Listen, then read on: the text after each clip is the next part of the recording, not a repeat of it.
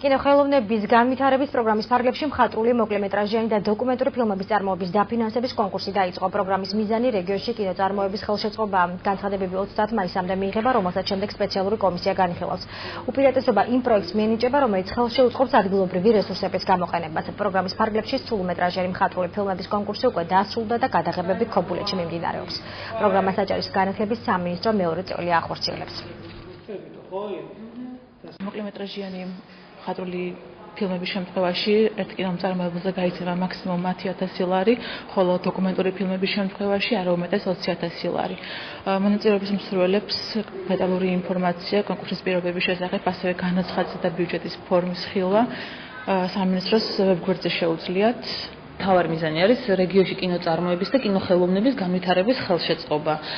წლების განმავლობაში მოთხოვნა იყო და დასტურდება იმით, რომ არაერთი ფილმი არის გადაღებული ჩვენთან და ამის შესახებთან მოთხოვნის წერილები შემოდიოდა სამინისტროში.